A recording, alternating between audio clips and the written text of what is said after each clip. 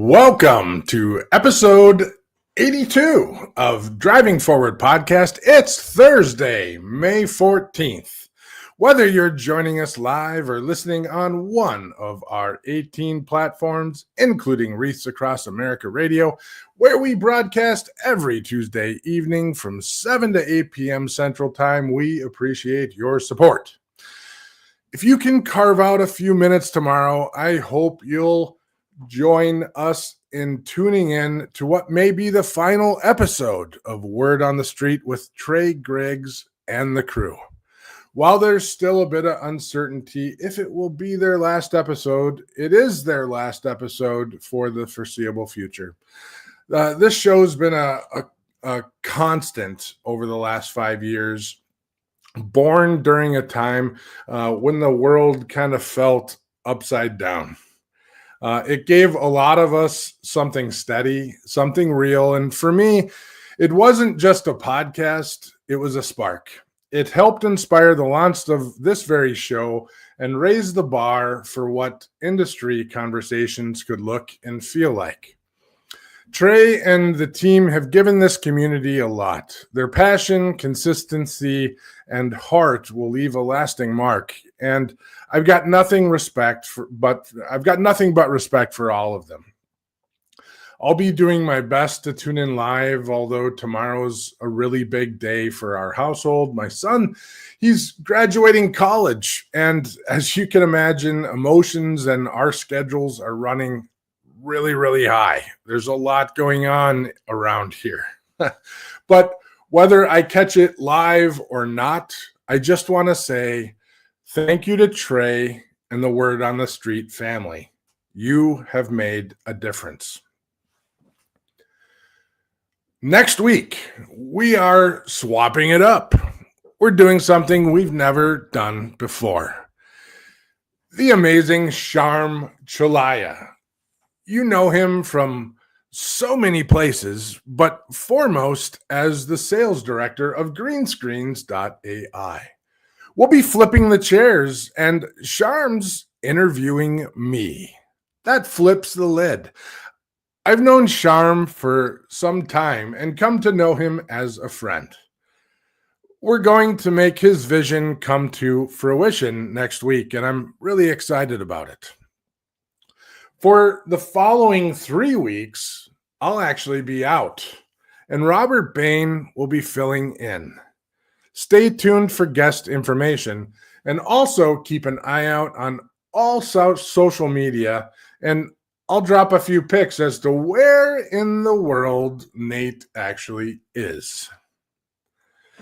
So join GLCS and Robert Bain at TMSA Elevate June 8th through 10th.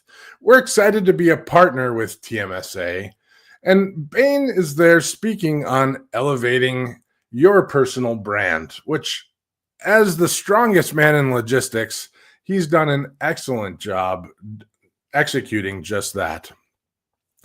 And we've locked in on our next freight movement event. The next one is in Chicagoland, Rosemont, Illinois, to be specific. And we've partnered with our friends at Journey, Will Jenkins at Journey. It's June 26th in Rosemont, Illinois at Joe's Live. We'll have some graphics and start marketing this here soon. So stay tuned for a sign-up link and more details.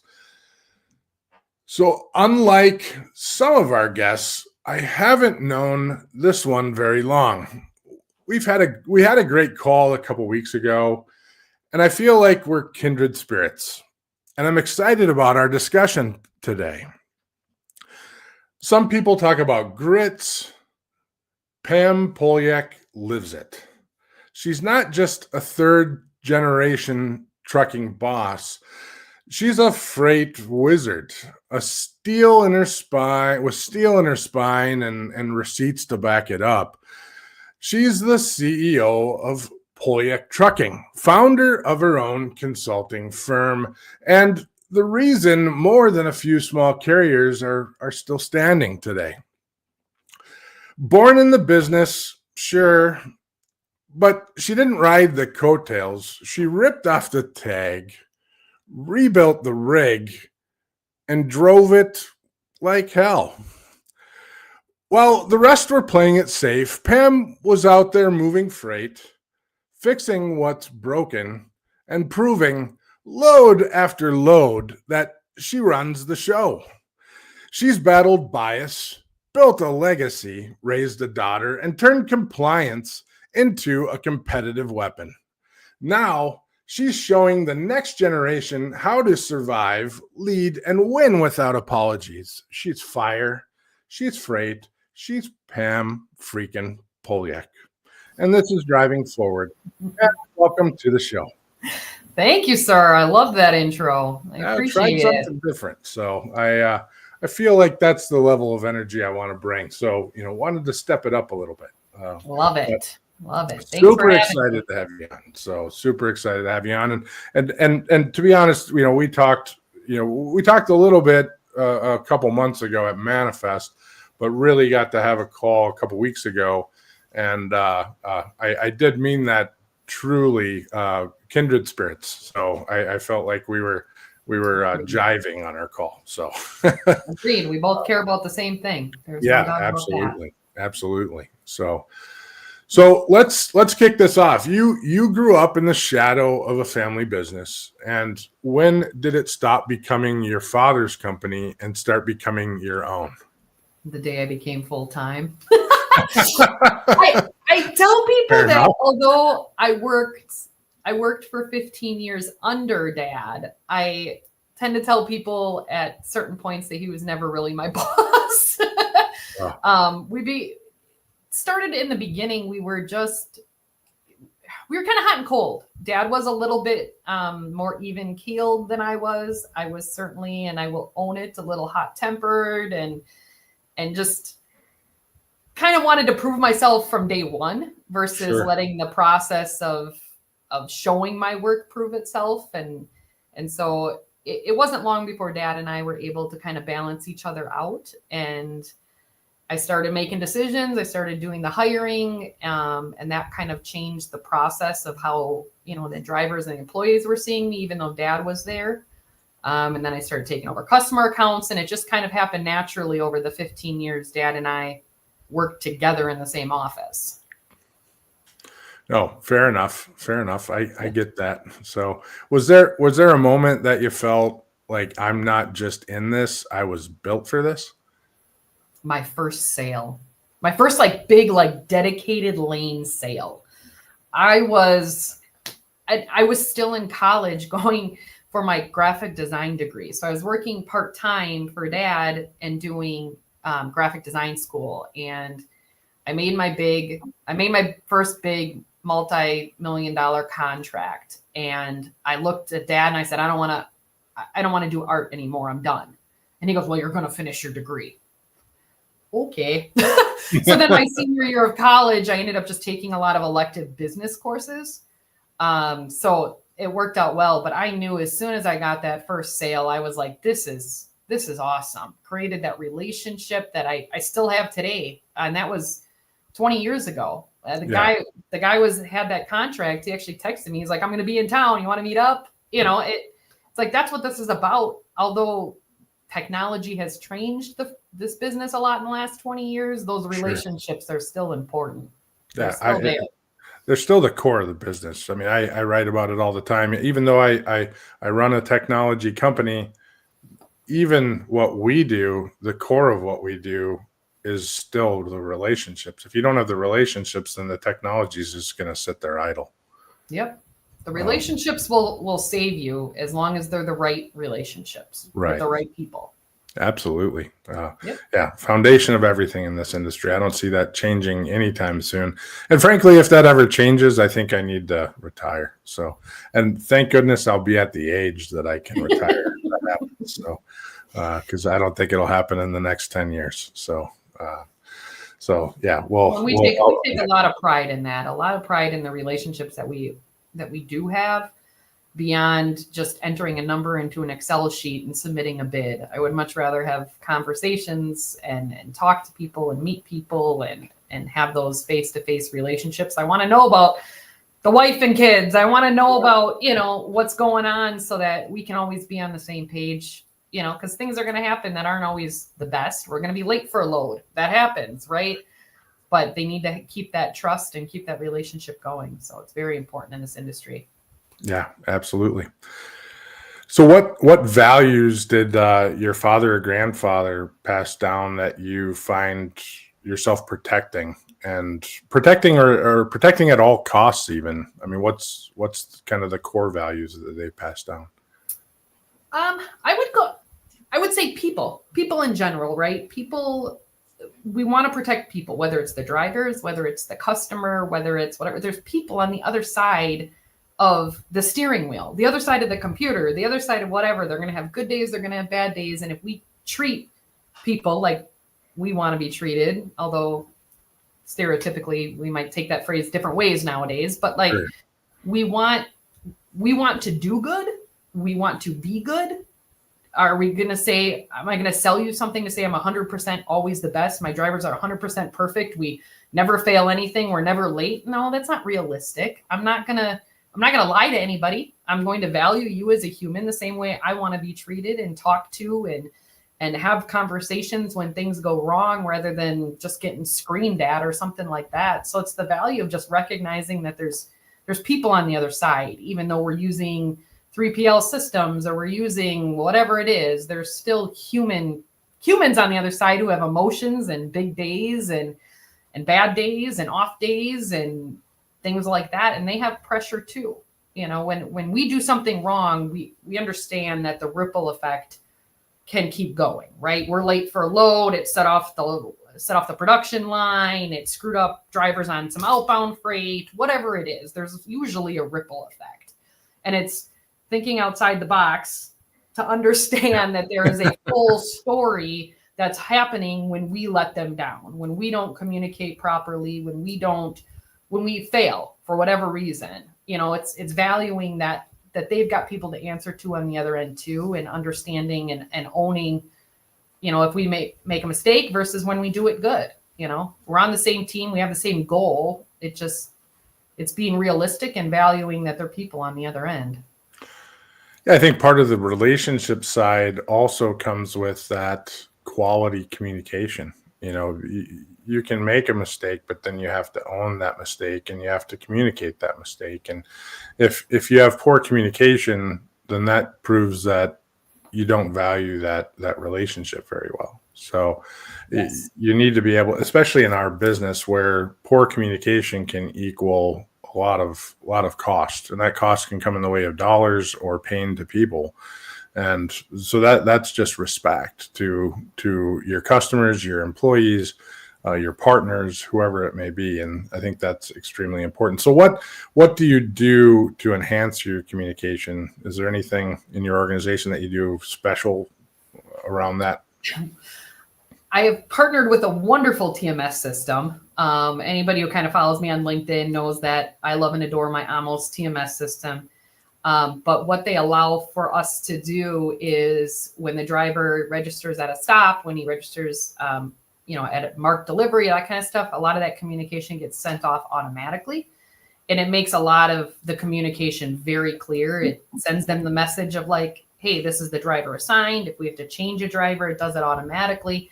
And it's constantly letting them know, if they want, they can have tracking up to every 30 minutes. It's perfect. So it's making sure those systems. And then I do have a customer relations assistant, Caitlin, love her to pieces. She's awesome at communicating what's going on in real time, what happened, what the issue was, or that there wasn't any issues at all. Thanks for the freight. Appreciate it. It's offloaded. It's empty. Here's the bill of lading. Have a great day. Call me next time when you have the next load, that kind of stuff. So Sure. We really do emphasize it. We emphasize it from the drivers as well. Let us know when something's going on. You guys are the eyes and ears out there. If you're delayed, you get there and there's 10 trucks in front of you and it's a first come, first serve, let us know. Let us be, let us help you. Let us communicate with them and go from there. So it's definitely, it's things that have evolved over time, as technology plays a bigger part, obviously. We're not just paging on I remember my dad used to have a beeper, a little pager beeper, and then he'd have to stop at the payphone and call. At the time, he was doing a lot of milk deliveries to Milwaukee public schools. And so he'd have to do his deliveries and then stop in between at payphones and get the orders from the lunch ladies for the next day's milk orders. But it's always been that, right? It's always been some level of communication. It's just changed from beepers and fax machines to emails and text messages and that kind of stuff. So it's still there. It's a lot faster than it used to be. You don't have to wait for the fax machine to go off anymore. Yeah. This makes me sound really old. That's where I was gonna go, is you're sounding like you're when I first started. So, that's, I mean, you'd have to go to the payphone and call in, do your check call in the morning, and then by 10 in the morning, and then by 4 in the afternoon, you have to check call every day, and that was just how things went. And if you didn't, do I remember that having to fax the in-gate ticket to the rail yards in order to get into the rail yard. You had to send that was still going on, and like up till.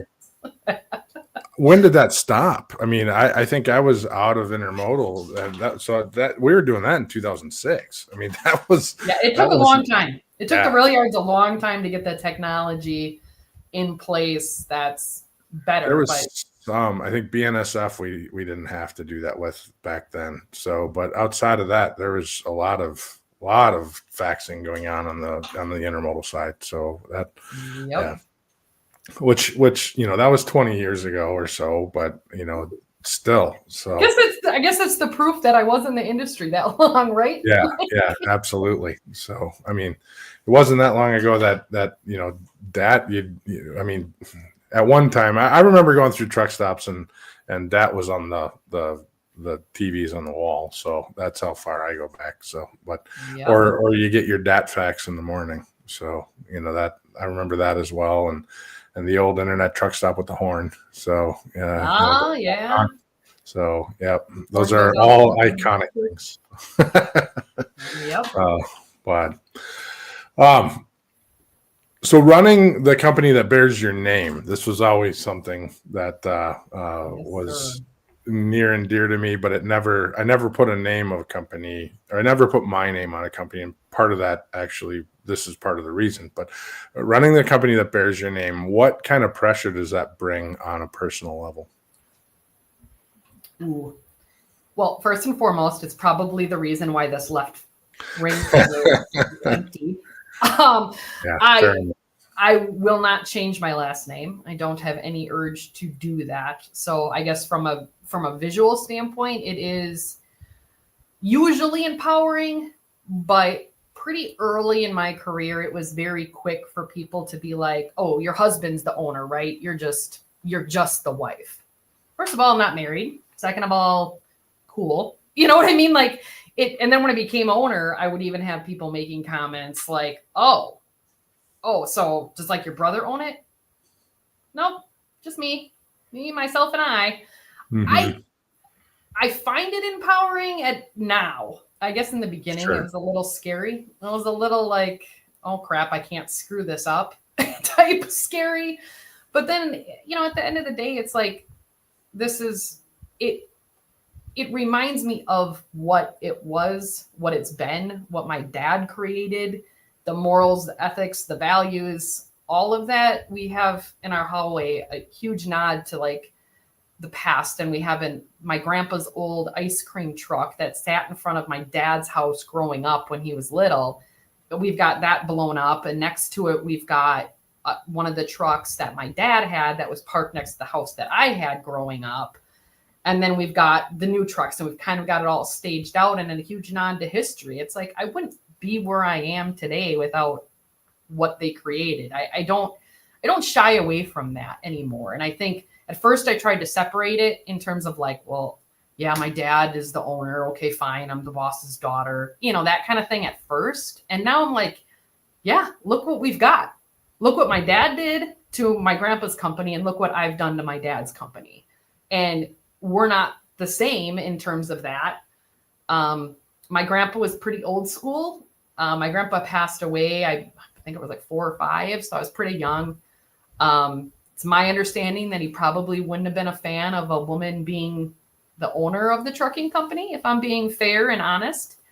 So if he was still alive, I don't know if that viewpoint would have changed if he saw what I've done.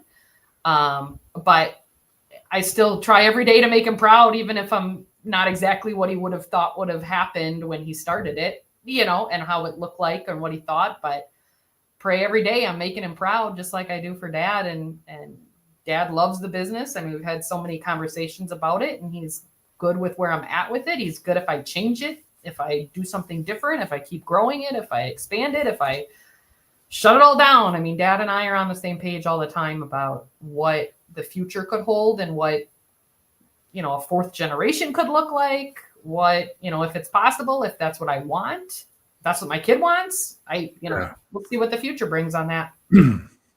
No, that's great. I'm sure, because of when your grandfather passed, I feel like society has changed so much over a period of time that you might very well be accurate that mindsets can change over periods of time. So, you stated the statement that who knows if that might have changed over that lifetime. So, very, very likely could have. So we've seen the industry change over that lifetime. So in a lot of ways. So yeah, I had the conversation yesterday with someone who was just kind of made a statement that being a female in this industry doesn't always immediately equate to respect. In fact, it often can do the opposite.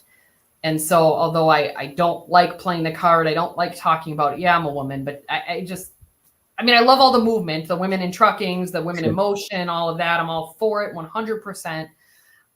It's just not a pedestal I typically like standing on. It's not a, look at me, I'm a woman, I can do this. It's, look at me, I'm struggling just like everybody else. Like, I'm out here doing the best I can in a market that's insanely unsure right now. And it's got nothing to do with male or female or anything in between. I'm just a person trying to do the best I can. And if something sticks, great, I'll take it. I appreciate that. I've said it a number of times. We want the best people, no matter who or what or where you are. We want the best people, and there's that's it. So that's always been my spot on it, and always in and always. And if that's the way that we treat everyone, then everyone's going to raise and be better. Every business will be better if we treat it that way, where we just hire the best people and we work with the best people. Then we'll have the best companies. So, 100%. And that's how it should be. So, and stop right at that statement. So that's how I feel about everything. So, what's something that you've learned from your drivers or your staff since you've taken the leadership role that is really, or ownership, actually, I'm going to flip that one, since you've taken ownership, because there's a mindset change from being a leader to being an owner, big mindset change. Yes, so since you've become the owner, what's something that you've learned that has changed how you lead? I think one of the biggest things, so I had thrown, just to give a little backstory, Dad had his 60th birthday along with a retirement party at the same time in September of 2019. I took ownership in 2020. So I walked into hellfire and holy water, as I call it. It has been a very interesting last 5 years as the actual owner. Right. But what I would say, I realized pretty soon that when I started really running like the safety meetings and having a lot of those conversations, that when I was putting stats in front of my employees, their reactions were far more appreciative.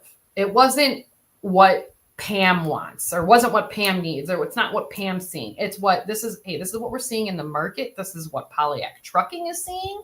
This is what logistics is seeing. These are the stats and the facts. And once I started kind of empowering them with different things like that, at safety meetings now, I show them the P&L numbers. I show them what our revenue numbers are. I show them where we're at, what the goal is, the good, the bad, the ugly. I mean, we have rough first quarters, just like everybody else. We have more profitable fourth quarters, just like everybody else, hopefully, right? As long as things are shaping up like they're supposed to. And being honest about what that is and what that looks like and how it fluctuates and every aspect of it, I think it creates a level of trust that they have that, hey, I'm doing this for them too. I'm doing this not just for myself. We're all in this together. They win, I win type mentality of like, hey, this was a big loss. This one's going to hurt and it's probably going to hurt us all. Or, hey, this is a big win. We've got this new lane. We've got this new customer, whatever it is. And sharing those facts on what it looks like and what money it could bring in and what we're facing is leading them with those facts helps, I think. It helps gain their respect. It helps us all be on the same page versus what are they hearing out in the world, and what's true and what's not.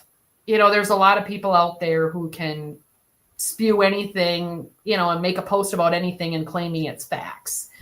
And so I see it as part of my job to kind of weed out what's true and what's not and how to get in front of any type of rumors that might be going on within the industry. The best I can, stay on top of the news, the importance of laws changing, all of that, and just kind of giving them that information as well so that we all see what's going on and what we're facing every day. I appreciate that answer. I think, as you put spotlights on your positives and your negatives, if you have a good crew of people, they're going to look at that negative, and then you as a leader can say, we know this always happens. So what are we as a team going to do to make that happen a little less? We have the same thing here. We have cycles as well. And what are we going to do to not have this cycle continue to repeat itself, or repeat itself to where it's not as painful year over year over year? And if the team knows that and they see it, they can do something about it. And just, reducing that number by 1% or 3% is a huge gain. It's a 3% you don't have to make up for later in the year. So that makes that fourth quarter that much stronger. So yeah, and when you're all playing with the same deck of cards, you get it's more informative. It's more informative from the stance of like, hey, no, we talked about this. This isn't what you're saying it is. This isn't what you heard from your brother's cousin's second wife. Whatever. It's not, that's not what this is. This is what we're dealing with. These are the cards that are hand. There was a lot of rumors, obviously, with tariffs, right? We all hate that word now. I could go my lifetime without saying it. Yeah. So not to get political, but we haul a lot of aluminum. And so that was a huge concern. Like, what are we going to be facing when it comes to that? And so there was a lot of research that was needed, a lot of conversations that were needed. Are we going to see anything specifically, anything different, anything drastic on our end, and just kind of calm that fear a little bit? But it was the same thing, during COVID and what are we seeing and what are we not seeing? What spikes are good? What customers have went down and lower volume, and, what was all going on? It was just a case of really communicating with them where we're at and being realistic about what tomorrow looks like. Right. But, well, I think that's the statement is, what does tomorrow look like? Because when you get into these scenarios and you throw out tariffs, I don't want to run down that road very far. But, Me neither. But you end up in these complex situations where even the experts can't unravel this rat's nest, and no one can figure out where we're going to be in 6 months, let alone 2 weeks from now. It's about tomorrow and just communicating. This is what we look like right now. This is what we know. This is where we're going. This is what's going to happen based upon what we currently have. And then that might change. But as of what we currently know, this is where we're going. And it's about, what can we do to get through today to get to tomorrow? And then tomorrow, what can we get through today to get to tomorrow, and et cetera, et cetera. And then these highly volatile times, I hate to say it in trucking, but sometimes that's all that it is what do we got to do to get to tomorrow? And then once things stabilize, we get a little bit more strategic. But especially as a small company or a mid-sized company where you don't have, hundreds of millions of dollars rolling through you and ability to collect. Right. Not very many people do. You're just looking to get through the day.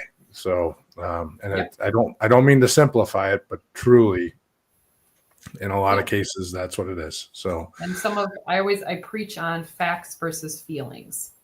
Everything feels heavy right now. Everything feels like a loss. Everything feels like it's not going to work out. Everything feels bad. But the facts are, okay, it's really not that bad. It's not as good as it was. But where are we at right now with this particular lane, this particular customer, whatever it is that we're dealing with, let's combat what the feelings are with facts and try and rely on that instead of, it's not so much, and it's not negating the feelings of it all, but it's just understanding that you just got to make adjustments to adjust to the small. Absolutely. Yeah. Absolutely not negating the facts. So, yep. So Pam, I think we're going to queue up for a break here. When we get back, if anybody has any questions for Pam or on anything really, feel free to an open book. So just let me know. Yeah. Send them on over. We're happy to field any questions at all.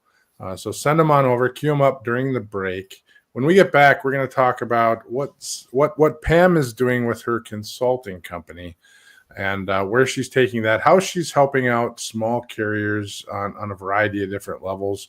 We have a variety of other subjects we're going to talk about, but we'll be back in just over a minute. So send those questions in. If your fleet's downtime looks like chaos, you're missing out on GLCS. In the fast-paced world of trucking and logistics, time is everything. Meet GLCS, your expert partner in managed IT services. We integrate seamlessly with your team, bringing seasoned IT professionals with deep transportation and logistics expertise. Imagine your software updates running smoothly, complex issues resolved quickly, and operations humming with efficiency. GLCS has your back. Our support doesn't just fix problems, it prevents them. With our industry connections and proactive approach, we keep your trucks rolling and your brokers working. Think of us as the added resource your company needs to unleash its full potential. Visit glcs.net today and keep your business driving forward. GLCS, where efficiency meets expertise.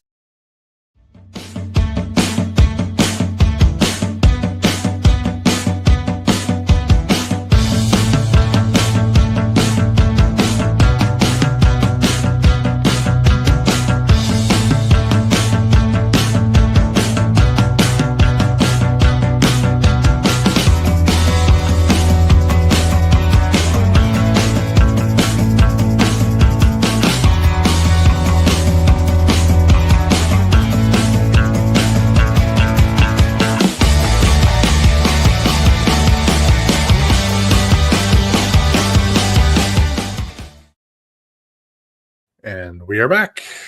So Pam, you could have just kept building the trucking company and the brokerage, but you chose to help others. Yes, sir. Why did you do that? Well, to be perfectly honest, I'm a woman of God for sure. But it's the idea that my pain needs to have a purpose. I have been through it. I have been through a lot. We've been through DOT audits. We've been through nasty accidents. We've been through missteps. We've been through customer relationships gone sour. We've been through technology growth and how do you integrate better financial systems? How do you create anything, all aspects of it? And although I have my master's in business, I feel like 90% of what I know today is from trial and error and learning it the hard way. And it was basically the idea of, I can't just hold on to this. What am I going to do with it? Right? I go through things in life so that I can figure out how to help other people with whatever I'm going through. And you go through X to be able to apply it to Y. Right. And that's how I go about it when I'm out there talking to these other companies like, hey, we've been through this. Does it mean the way I did it was 100% right? Not always, and I mean, I like to say I'm always right. Some people say I'm always right, but it sounds good. But it's more about saying like, hey, this is what we do. This is that the DOT passed us with this way that we do it, or insurance likes when we do this, or whatever it is. It's throwing all of those little tidbits out and teaching them. It's the theory of like teach a man to fish type concept. If you're holding on to it, I could sit here and I can offer a platform of like, okay, I'm going to hire a person and we're going to now advertise to do all their IFTAs. No, I'm going to teach you how to do your IFTA. Don't pay somebody else to do it. Yeah. Even though I do right now, but that's not the point. Like, like if you can keep it and if you have the manpower to do it internally, you're better off knowing how it happens, why it happens, than paying somebody else to do it. It's cash flow monitoring. That was always a big thing. Factoring companies have become, even though I own a factoring company, I started it because they asked for it. That's the way I put it. Yep. It's one of those things that like it can be a stepping stone, but the problem is that so many of these big factoring companies have turned around and put so many parameters on it that it's really hard to get out of it. It's really hard to say, okay, now I want to be done. I think I'm good with cash. I have enough cash. I'm gonna stop doing it. And they make it so difficult to get out from being a client. Mm-hmm. But that's the type of stuff that I want to teach. Like, how can you get from point A to point B without paying everybody else to do something? Right. You know, you can hire one admin and they can do X, Y, and Z, or whatever it is, where it's not 2% over here, 5% over here, a monthly flat fee over here. And it, you know, hey, I'll do your IFTA for you, but it's 5% on top of whatever IFTA miles you ran, or whatever it is. Yeah. People are offering services, which can be great. Don't get me wrong. But if we can teach people how to do it, it empowers on a whole different level as an owner and allows you to be able to scale in better ways than just paying somebody else to take care of it. Because the DOT is going to say, I'm sorry, you didn't do this. Oh, we have a service for that. Doesn't matter. You're still responsible for it. The DOT looks at you and says, you still have to have this being right. It's not pass the buck down the road because you have a different service to do it. So that's a lot of where the passion comes from for it. It's not about knowing every ounce of it, but it's about knowing where the shortfalls could happen and how do you protect yourself. Being some of these smaller companies, you know, the 1 to 2 truck operations, even that's their whole livelihood. Oftentimes they're supporting a wife and kids or whatever it is. They're supporting people off of their income.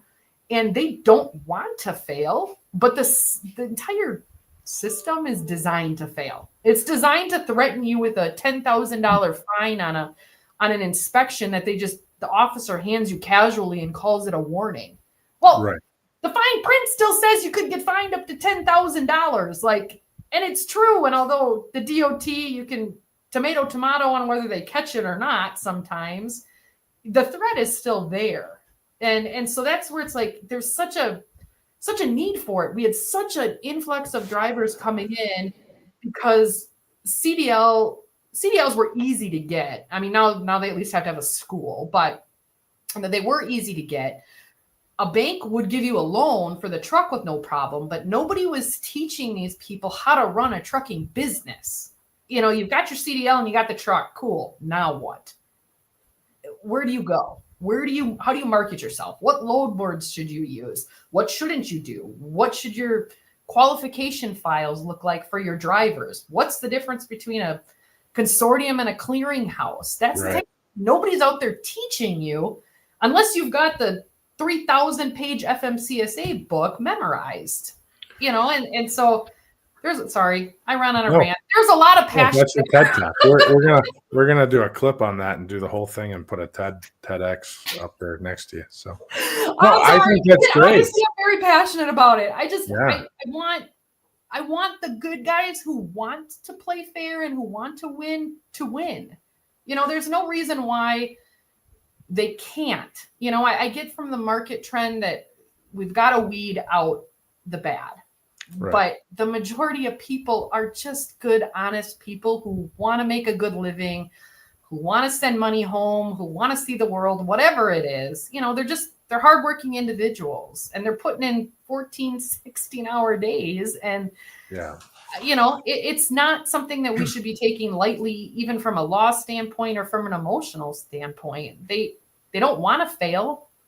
And that's the kind of people I want to work with. If you don't want to fail, then let's figure out how to make sure you don't. So there is an even platform out there, and that's if you understand all the compliance and maintenance and everything that's required to operate trucks or a truck. If you understand all of that and are compliant and don't get fined, then everyone's on an even playing field. And that's hard to do, right? I mean, to all the points that you just said, that's hard to do, especially as a new operator, or even as someone that's been in the business, because these rules change and they can sometimes change without you being aware of them. And sometimes a state has a rule that you're not aware of, and that can happen too. So, but I have a tendency of talking a lot about sales, so because that's a differentiator that everybody doesn't always have control over, and that can be whether or not you're in business or you're out of business. But what I absolutely hate seeing is when an operator that has 1, 2, 3 trucks that's doing extremely well from a sales perspective and has done the things that others can't do, that wants to operate properly, get caught on something that they simply intended to do correct, but for a clerical issue, they're now getting fined out of business, or can't afford to pay the fine, whatever the case might be, and they're no longer able to operate, even though regardless of their intending or not, that whomever does not care. But I hate seeing those scenarios. So and I know several. I know 100 truck fleets that are no longer in business that have gone through those type of scenarios that were profitable but could not sustain because of situations like that. So. Yeah, one accident. I mean, you're one accident away from getting shut down. I mean, that's Right. the reality of it. And we are too. We're no different. I don't stand up here on a pedestal by far. I mean, we had a bad accident literally 2 days prior to me signing the official ownership papers. And You really started well, didn't you? yeah, we went through hell. I mean, and I don't even mean that lightly. I could use a lot of other words to describe what happened the next 3 or 4 months. But I figured it out, and I figured it out through trial and error. I mean, there was some court. I mean, I went to LIDA on some stuff. I went to the state on some stuff. I was trying every angle. I relied on insurance for some parts to fight for me, on different angles. And the reality is, if I can just, if somebody else goes through that same thing, if I can just save them a couple of weeks of a headache or even a couple of days of a headache and say, hey, try this angle. This is what ended up working for me. Then everybody wins. Because to your point, we need to weed out the bad carriers in the market. There's no doubt about that. I'm not going to, that's a whole different political topic to begin with. A given. But the idea is that the good people need to stick around, and the good people want to stick around. And we do need truckers. I mean, whatever, you can read articles about automation and all this other stuff, and it's like, cool, but right now we still need truckers. We need people around, and we need them to do right, because if they don't, then at the end of the day, they cost us money. They cost the rest of us money. Like, here's your 5% increase on insurance for no reason. Cool, thank you. Yeah. But you realize it's because so-and-so had a nuclear verdict, and you're like, cool, it's coming out of my pocket. Well, if I can avoid somebody else getting a nuclear verdict, then we all win, right? And that's kind of how I see it. There's an article out now at CDL Life, I know, posted it again this morning, but there was a deadly truck accident that happened, and the owner went on record basically saying, like, he's a grown man. He's not a rookie. He's responsible for his own stuff. And it's like, no, dude, you're wrong. That's not how the DOT sees it. That's not what's going to happen. You are in big trouble, just like that driver is. Yep. Like, the driver might face their own charges, might, depending on what a DA decides to do, might face their own, whatever, vehicle manslaughter charges or whatever it may or may not be. Yeah. But the DOT is going to come for you. Right. The DOT wants your files. The DOT wants to know what you've done, what you haven't done. You are responsible to answer to people, even if you have a grown man on the other side of the steering wheel. Right. They don't care. You literally nailed yourself in a coffin with that statement. Don't do that. To any of my clients listening, don't do that. Yeah. Don't go on record saying this isn't my problem. It's your problem. Yeah. And whenever anyone's talking to you, just be quiet. So just I couldn't believe I saw that. I was like, who is he talking to? Like, stop. You're talking to a reporter? Don't do that. Like, better to say nothing than say something and regret it. So especially in a situation like that. Absolutely. And that's why having the right drivers makes sense, and you have to take the time. You hire your cousin because they're fresh out of school and it makes sense. And I've got this buddy, and it's like, that might not be the way the DOT looks at it if they couldn't pass a drug test, or they didn't have the right driving history, or they didn't have whatever it is. That decision to help a friend out, because as owners, I'm sure you've had this before, like, hey, you can create a job for me, can't you? Yeah, of course. Not out here creating jobs, but you hire that person because they're a good friend, or they gave you some tidbits on getting in the industry, but they're not qualified, right? And so it's that balance of making sure that you're taking ownership as the owner of what those decisions look like. And then the reality is that you are responsible for their safety. You are responsible for how they drive and their driving behaviors, And people are like, oh, that's my cousin. He's good. You don't know that. Did you road test him? Like, best story ever with that. Best story ever with that. When I had my trucking company, a friend of mine's dad came to me, and he had his CDL, and we road tested him, and it was fine, but he didn't have a lot of experience. He just met the amount of experience, but something itched at the back of my head, but we gave him the job anyway. Second day on the job, he tops a trailer on a bridge. He sardine cans it too. It was like it wasn't just a little bit, like he opened it was half all the way. So here you go. And my guess, it might have been right in smack dab Chicago, where there's it was in Minneapolis. There's one bridge in Minneapolis you can hit, and he hit it. I was gonna say Minneapolis. Well, I would have at least in Chicago said, okay, I get it. I can fathom. Those guys make up bills. There's toll bills one bridge in Minneapolis you can hit.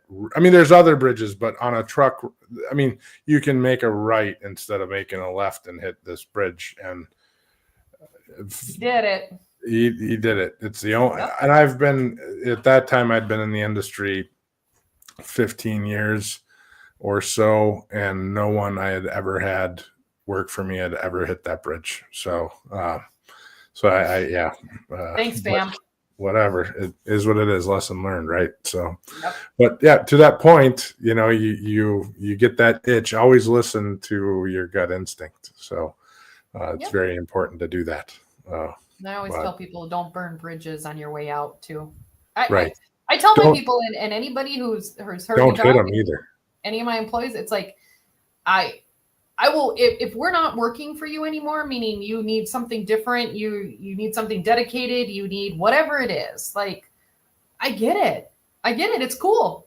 Just let me know. Have a conversation. I prefer some type of notice, obviously, but have a conversation. Talk about it. I'm not going to sit here and beg you to stay. That's not my style. I'm going to support you. Hey, if that's what you want to do, cool. I hope it works for you, but don't burn the bridge on the way out, because sometimes the grass isn't always greener on the other side. Right. That's what we tell people, and you just don't want to screw it up. And in business too, customers, communications, like brokers, they go everywhere. You get into an argument with, and there was something too on LinkedIn recently where there's a driver posting about how he was going to beat up his dispatcher. And I'm like, what world are we living in? Like, no, just stop using them. It's that simple. No reason to get anybody's blood pressure up. Just stop using them. But that doesn't mean that later on that dispatcher ends up at a different company whose freight you're already hauling. And now you're dealing with that same person again, who may or may not make your life very difficult the next round. It's like, play nice in the sandbox, people. It's not that hard. Right. Everybody calm down a little bit. Yep. So when you're sitting across from a carrier who's overwhelmed and they've called you for help, what's one of the first things that you're going to ask them, or what's one of the first things you're going to help them do? What's kind of your target when you walk in, your go-to target when you walk in? Well, here's the biggest thing that I've realized in doing this consulting thing is that no two companies are at the same starting point. Some people know more about laws. Some people have their business degrees. Some people have perfect Excel sheets and color coded this, and others are like, dude, I don't know what I'm doing. I don't know where to start. I've never had a driver qualification file in my life, right? So one of the first things that we do, I do a quick little 5-minute assessment. It's on my website. People can do it, but it's 10, 12 questions, something like that. Just generally speaking, do you know what your FMCSA score was? Do you know what the last time you did a DOT was on your trailer? Like, I just kind of ask those broad questions to see how well they actually know either what I'm talking about, even when I say it in shorthand. When was the last time you looked at your SMS scores? If somebody says, I don't know what that is, cool. Now we at least know what our starting point is. But usually I start within the first month, if not the first week, is I'll do a mock DOT audit. So I will go along the same deadlines of, okay, you have 48 hours to submit this, you have 72 hours to submit that, whatever it is. And then if there's things they don't know, things they don't have, things they're questioning, things in a really goofy format or something like that, it's kind of starting with that jumping off point. If you don't have DOTs on your truck, well, we need to do that. If you're not using ELDs and can't supply me with this guy's logs from this date span to date span, then we need to go through the process of figuring out and teaching you how to be able to extract those so that when you do go through a DOT audit, you have it. You know how to do it at least, right? It's teaching them how to get that information, how to have it on file, what to file together, what to have in the truck, what to have outside of the truck, what to have where, and that's kind of where the jumping off is, because then I can start to understand where they're at. And then the financial piece kind of rolls around. If people take the full course, we talk a lot about how do you establish your P&Ls? How do you establish your balances? Do you even know what that is? How do you make sure that your loads are getting paid and you don't have stuff sitting out there 120 days without any payment? How do you make sure loads are making money? You got your front hauls that make you great money, but you're not making anything on the back haul and the whole run is a wash. Well, you really like the customer, but if it's not working, it's not working, right. And that's where it's like evaluating the whole piece of the business in general it's very helpful, because some people, okay, we're more focused on customer sales. You've got the Excel sheets and the spreadsheets, or you've got a TMS system, or you've got your QuickBooks or whatever it is, everybody's starting at a different spot. So it's like, okay, we need to focus on the financial piece. That's the piece that's the hardest. Or we need to focus on your driver files because you didn't even know you needed them. Okay.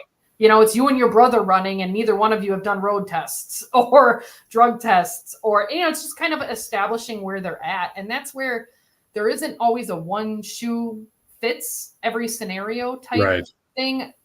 And although I wanted to create this course that just log on, take the course, it's easy money for you and me, you're good, I'm good. It doesn't work that way. It's not hitting at the same level versus truly understanding and then having a safe place to say, hey, I had no idea that a clearinghouse was even a thing. Yeah. I went for a drug test. Well, cool. But if you didn't get the permission in the clearinghouse, now you're facing drug and alcohol fines, and it's those kind of mistakes that I have to try and find, but I can only find it if they're being honest too. Mm-hmm. They're not going to post out for the world to see, hey, I haven't had a DOT in 3 years. Yay. Right. Yeah. No. They're not being honest about where they're at, but it's being honest with me because I'm not the insurance. I'm not the DOT. You're simply paying me to help you make sure that audit gets passed, and that's where it becomes one of those things where you just want what's best for them, and you want them to succeed, and you hope it does. And in this market, some days I feel like it's 50-50, like you're one bad customer away from it getting screwed up or bad accident away from it getting screwed up. But it's helping them at where they're at, right? Coming down to meet them where they're at, not expecting them to know everything as soon as they sign up. I'm not just going to jump in and throw it at. I need to see where you're at, what you understand, what you don't understand. Are you using your wife to do the billing? Are you using your son to be the mechanic? What's going on and how are we operating in that realm? And then how do we make it better? Fair points. Wow. All right, Pam, final question, and then we'll wrap her up. So you're carrying the family legacy. You're building your own legacy now, and now you're helping others build the same. They're building their own legacy. So what do you want to be remembered for? Ooh, that's a really deep one. Almost gave me goosebumps. Last question of the day. I will say I have this quote on my wall in my bedroom, and it says, when I reach the pearly gates of heaven, I just want God to look at me and say, well done. And that's it. I just want to know that I tried. I don't know that I can stop every business from getting shut down, every good guy who made a mistake from getting shut down, but I want to know that I really tried. I tried to reach them before it happened. I tried to get in front of them. I tried to help. I tried to make it a better, safer world for all of us out there, and hope it works. I guess that, I don't know. I guess that's it. I just want the best for everybody. I win in life and I lose in life. And if I can help others win, it's just going to make the world a better place. It doesn't have to be all dark and gloomy and sad and, all of that. It can have good moments and good times. And I want to be a part of helping people grow in that way, because I don't want to do this forever either. I recently had a driver retire at 90 years old. If I'm in this chair in 90, I saw that actually. We need to have a whole different conversation. I don't want he to. was That's pretty not what dressed I want. up. Yeah, he was pretty dressed up with that. So that's what he wanted. That's not what you know what I mean? That's not what I want. And so if I can help others just reach their goal, because Lord knows I have used so many resources and people and help that I've gotten, whether it's from the insurance companies, small business groups. God, I love my small business group. I love my roundtable groups. I lean on a lot of people to help, and so many of these smaller guys don't even know that those are resources that could happen, and are out there that are simply there to help too, right. And even if they're not directly in trucking, they're there to help you understand your P&Ls or whatever it is, right. They have interesting points of view. Yep. I agree. I enjoy as long as God can say, well done, I'm a happy camper. Fair enough. Well, Pam, I appreciate our discussion today. That's been great. It's been wonderful. Where can people find you?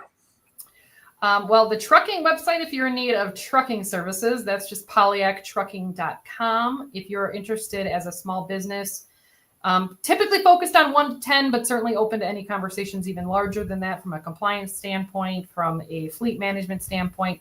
That website is polyakconsulting.com. That's also where the free assessment is at. And you can see kind of course options, course outlines, and then any coaching, one-on-one coaching that I do also through that consulting. So Polyak, Polyak, either Polyak Trucking or Polyak Consulting. And I figured JP was watching. I just read JP's comment. I love you, JP.